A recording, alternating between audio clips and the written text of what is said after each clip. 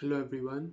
So in this video I'm going to tell you certain reasons that why if you will see Elon Musk, he's a multi-billionaire, and you will see that why his involvement is so much in the US government.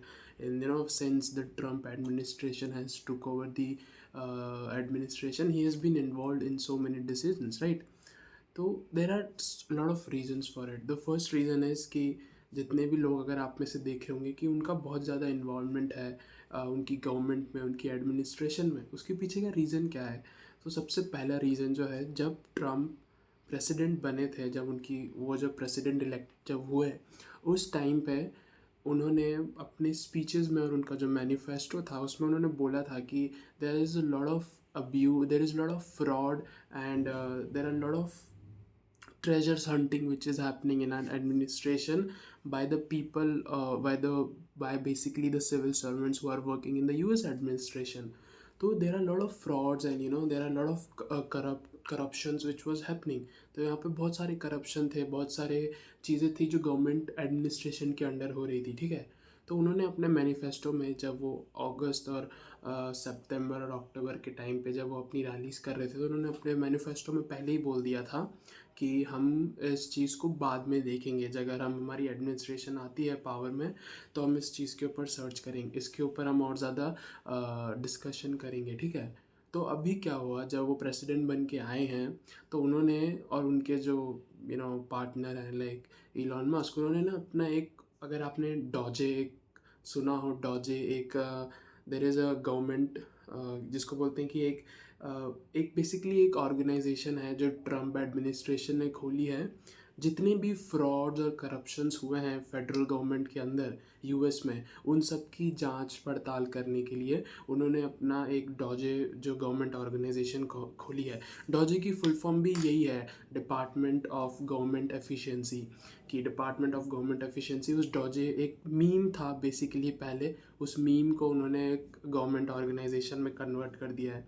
तो ये चीज़ उन्होंने अभी चालू करी है just एक से 1.5 महीना पहले. और अभी अगर आप देखोगे ना कि बहुत सारी चीज़ें हो रही हैं, जैसे कि first thing is mass level पे बजट्स जो हैं वो कट डाउन किए गए हैं अभी एडमिनिस्ट्रेशन के अंदर. ट्रम्प एडमिनिस्ट्रेशन के अंदर बहुत मास लेवल पे जो है पे कट्स जो हैं फेडरल बजट को कट किया गया है. क्यों? उसके पीछे रीज़न ये है, जो कि इलॉन मस्क है या फिर जो ट्रम्प है, उन्होंने ये रीज़न दिया है दैट कि there are lot of frauds which are happening behind the scene. और जो इस लोगों के यूएस सिटीजन्स है, जो यूएस के जो सिविलियंस थे, उनके जो टैक्स पेयर्स हैं, उनका पैसा बहुत सारी करप्शन और बहुत सारे फ्रॉड्स में जा रहा था, जो कि लोगों को पता नहीं था. तो इस चीज़ को टैकल करने के लिए उन्होंने ये ऑर्गेनाइजेशन बनाई.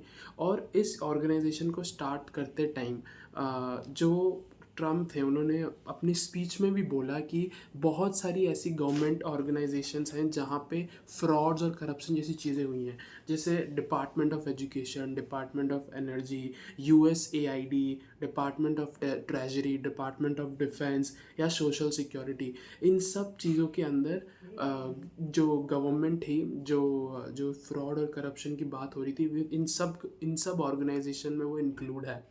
तो मेन रीज़न डॉजे को यही बनाने का था कि वो देखे और फेडरल जो गवर्नमेंट्स है उनके बजट्स को कट डाउन करे, ताकि उस देश के लोगों के जो टैक्स पेयर्स हैं उनका पैसा बचे और उस पैसे को कहीं और जगह पे यूज़ कर सकें.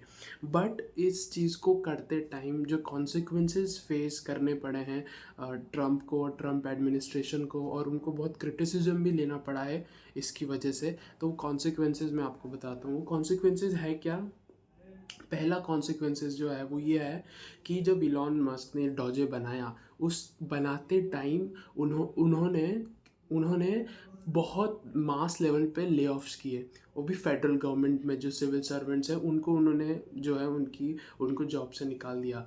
अब उनका तरीका जो है वो मे बी, अगर वो बे एरिया में होते तो जो उनकी जितनी भी बड़ी बड़ी कंपनीज है उसमें ये तरीका आप लगा सकते हो that you lay off people, और फिर आप चाहो तो किसी को भी आप दोबारा से एम्प्लॉय कर सकते हो. बट वो चीज़ फेडरल गवर्नमेंट या सिविल सर्वेंट्स जो कि गवर्नमेंट के लिए काम करते हैं, गवर्नमेंट जॉब्स में जो काम करते हैं, उनके साथ वो सेम चीज़ करना इतना आसान नहीं होगा. तो उन्होंने वो चीज़ करी, और इसके बाद जो न्यूज़ थी या फिर जो मीडिया चैनल्स हैं, चाहे वॉशिंगटन पोस्ट हो, चाहे आप जितनी भी वहाँ की मेन स्ट्रीम मीडिया है, उन्होंने उन्होंने ट्रम्प और इलॉन मस्क दोनों को काफ़ी ज़्यादा क्रिटिसाइज़ किया इस पर्टिकुलर वे को लेके, कि लोगों ने ये बोला कि how can you allow a person who is a civilian to interfere in such government decisions, और which is a it is a very good argument because obviously जो लोग थे उन्होंने एलॉन मस्क के लिए वोट नहीं किया था, ट्रम्प के लिए किया था, लेकिन उनका इतना हैवी इन्वॉल्वमेंट इसमें इसीलिए है